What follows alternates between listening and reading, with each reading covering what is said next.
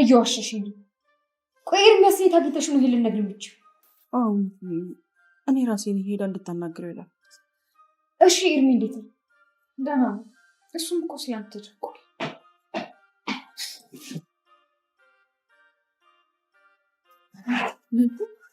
ጋሺ አባዬ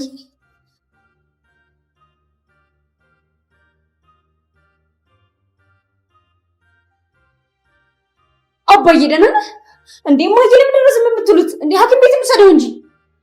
ቆይ ምን ተፈጥሮ ነው? ማን ነው እንደዛ ያደረገ? ኤርሚያስ ምን? በፍጹም ኤርሚያስ አባቴ ላይ እጁን አያነሳም። እኔ እንዳደረ እንደዚህ ነገሩ ልጁ አባል ማለት ነው። ቆይ ሳገኘው ደህና አልነበር እንዴ? ምን አለ ዘው ወደቀበት ድንጋይ አስቼ በጫንኩት። አይሆንም ኤርሚያስ በፍጹም እንደዚህ ነገር አያደርግም። አይሆንም አልኩህ ወንድሜ፣ አይሆንም። ኤሚ በአይኔ በብረቱ ያየሁት እኮ ነው። እና ይልክ እንጂ ነው። በፍጹም ወንድሜ ኤርሚያስ እንደዚህ ሊያደርግ አይችልም። እንዴ የሆነ ስህተትማ መኖር አለበት። ያንቺ ኤርሚያስ ይሄን ያደረገው ማለት ነው። አንገቱን በጥሽ ስጥልሽ አርፈሽ ተቀመጫለሽ። ያኔ እውነት እሱ ከሆነ ይሄን ያደረገው ኤርሚያስ አይደል? ግን እኮ ተያይዛችሁ ተራንቃችሁ አይቻችሁ ነበር። እሱ አይደለም ማለት ነው። እና ታዲያ ማን ነው እንደዚህ ያደረገ? ያ ተሰማ ምርት ነው። ምን?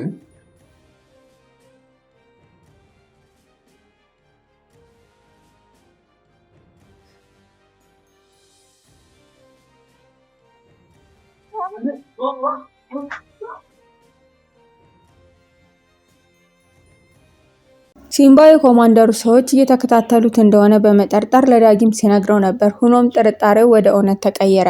የኮማንደሩ ሰዎች ሆስፒታል መጡ። ሲምባ ግን ራሱን አዘጋጅቶ ስለነበረ ከሆስፒታሉ አመለጠ። የኮማንደሩ ሰዎችም ጥይት እየተኮሱ ተከታተሉት። ሆኖም ግን ሲምባ አመለጣቸው። አንዲት አዛውንት ቤት በመግባት የእሳቸውን ቀሚስ በመቀየር አምልጧል። ዳጊ ወደ ሆስፒታሉ ገብቶ የአባቱ ክፍል ሲደርስ ክፍሉ ላይ ማንም የለም። ሁኔታውን ባየ ጊዜ ዳግም በጣም ደነገጠ። ኤርሚያስ ከባድ ስም ማጥፋት ደርሶበት ከኑሐሚን ጋራ ፊት ለፊት ተፋጧል። ኑሐሚን በሰማችው ነገር ግራ ብትጋባም አንዴ ለኤርሚያስ ጎን መቆም ብትፈልግም የሰማችው ነገር ግን ኤርሚያስ እንድትጠራጠረው አድርጓታል። ኤርሚያስ ደግሞ የተሰማው ነገር ሙሉ በሙሉ ውሸት እንደሆነ፣ ሴትዋን በአካል ከማግኘት ውጭ ሌላ ምንም አይነት ግንኙነት እንደሌላቸው አጥብቆ ለኑሐሚን ለማስረዳት ሞከረ። ኤሚ በቤት ውስጥ ተቆልፎባት እየደረሰባት ባለ ስቃይ እጅጉን ኤርሚያስ አዘነ። ኑሐሚን በቁጣ አሁን ምንድነው የምትሰራው? እድሜ ላንተ። ኤሚ ራሷን ተዘግቶባት ማንም ጋር እንዳትገናኝ ሆናለች። ኤርሚያስ በቁጭት ሁሉ ነገር በዛች መሰሪ ምክንያት ነው። ያች ሪች ናት ሁሉ ነገር ያደረገችው። ድሮም መጥፎ ሰው ነበርኩ፣ አሁን ግን በፍጹም እንደዛ አይደለሁም። ከድሮ ስህተቴ ተመልሼ በጣም የተረጋጋ ሰው ለመሆን እየሞከርኩ ነው። ኑሐሚን አቋረጠችው። አሁንማ ወጣቶቹን ጨርሳ ትልልቆች ጋራ መንጠልጠል ጀምረሃል አለችው። ኤርሚያስ ተማጸናት። እባክሽ ኑሐሚን ይሄ ነገር ውሸት ነው። እኔ እውነት በልጄ ምልልሻለሁ፣ እመኚኝ፣ በፈጣሪ እመኚኝ አላት። ሆኖም በዛው ኤሚ ምንም እንዳትሆን እንድትከታተልለትና እንድትረጋጋ ኃላፊነቱን ለኑሐሚን ሰጣት። ኑሐሚንም በል ቶሎ እዚህ አካባቢ ሂድ፣ አሁን ዝናሽ ልካኝ ነው የመጣሁት። አባዬ ካየህ ይገልሃል፣ ከዚህ አካባቢ ራቅ፣ ድጋሚም አትምጣ። እኔ ኤሚን እከታተላታለሁ፣ ያለውንም ነገር ላንተ አሳውቃለሁ፣ እባክህ እዚህ አትምጣ ብለው ወደ ቤቷ ስትመለስ ናሆም ያያታል። ናሆም እንዴት የቤተሰቡ ጠላት ከሆነ ሰው ጋራ በድብቅ ትገናኛለሽ? እንዴት ስትማማይ አየሽ ብሎ ያኮርፋታል። ሆኖም እሷ ግን እናቱ ዝናሽ ልካት መሆኑን ነግራ እንዲረጋጋ አደረገችው። ኮማንደሩ ወደ ወይዘሮ ዝናሽ ቤት በመምጣት ስለ ዳጊ እና ስለ ሲምባ ጥብቅ ምርመራ እያደረገ ነው። ጩና የተባለችው ልጅ የፈጸመችው ስርቆት ከዳጊ ጋራ የተያያዘ መሆኑን ይፋ አደረገ። ኮማንደሩ ወይዘሮ ዝናሽ ልጅሽ አሁን ቀይ መስመር እያለፈ ነው፣ አሁን ከወንጀለኛ አባቱ ጋራ ያለው ሲል ጠየቃት። ዝናሽም እባክህ ኮማንደር፣ እኛ በቂ የሆነ ችግር አለብን፣ እዚህ ውስጥ አታስገባን አለችው። ኮማንደሩ ጩና የምትባለው ልጅ ታውቂያታለሽ? የኔን ፖርሳና ስልክ ሰርቃኛለች፣ እኛ ጣቢያ ደግሞ ብዙ ሪካርድ አለባት። ልጅቱ ይህንን ወንጀል የፈጸመችው ያንቺን ልጅ አዟት እንደሆነ ደርሰንበታል አላት። ዝናሽ ደነገጠች። የኔ ልጅ በፍጹም እንደዚህ አያደርግም። ሲምባ ራሱ በሰራው ወንጀል ራሱ ነው መጠየቅ ያለባት። ስለ ልጁም ደግሞ አላቅም። አንገቴ ላይ ስለት ደቅኖ በውሸት አስፈራርቶኛል ሲምባ። ስለዚህ ሲምባ ይህንን ያደረገው ደግሞ ልጁ አዞት ነው። ልጁ ከወንጀለኛ ጋር እየተባበረ ነው አላት። በዛ ላይ ልጁ ከእስር ቤት ያስፈታው ያንን የወንጀል ድምፅ የቀረጸውን አስፈራርቶ ነው። ሲምባ ከወንጀል ላይ ወንጀል እየደራረበ ነው። ልጅ ደግሞ በወንጀሉ እየተባበረ ነው። ወንጀለኛ መተባበር ደግሞ እንደሚያሳስር አታውቂም? ስለ ልጅሽ አታስቢም አላት። ዝናሽም እንዴት ነው ስለ ልጅ የማላስበው? ቢሆንም ግን ኮማንደሩ እንዲረጋጋና በስልጣኑ እንዳይጠቀም ሲምባም በሰራው ወንጀል መቀጣት አለበት። ግን ሸጠው የሚባለውን ሰውዬ ፈጽሞ እንደገደለው ግን አላቅም አለችው። ኤሚ በአባቷ ጭካኔ ውስጥ ክፍል ተቆልፎባት በከፍተኛ እልህና ፍቅር ውስጥ ሆና በራሷ ላይ ታለቅሳለች። ከኤርሚያስ የምትለያዩኝ ከሆነ መኖር አልፈልግም ብላ ራሷን በስለት ልትጎዳ ስትል ወይዘሮ ዝናሽ እናቷና ኑሐሚን በሩን እየቆፈቆፉ በሩን ክፈቺ ኤሚ እባክሽን በሩን ክፈቺ፣ አባትሽ ተናዶ እኮ ነው፣ ሁሉም ነገር ሲረጋጋ ይስተካከላል፣ ራስሽን አትጉጂ ስትል እናቷ ትጫዋለች። ኑሐሚንም እባክሽ እባክሽ እያለች ብትለምናት ኤሚ ግን እጇን በቤሳ ቆረጠችው። ኤሚ ክፍሉን ሳከፍት እዛ ውስጥ እንደሆነች አባዬ እኮ እዚህ ክፍል ውስጥ የቆለፈብኝ እኔን አይደለም ነፃነቴን ክብሬን እኮ ነው። እጣትሽ ላይ ያለውን ቀለበት አውልቂ ነው ያለኝ አይደለ? እኔ ደግሞ በፍጹም ይሄንን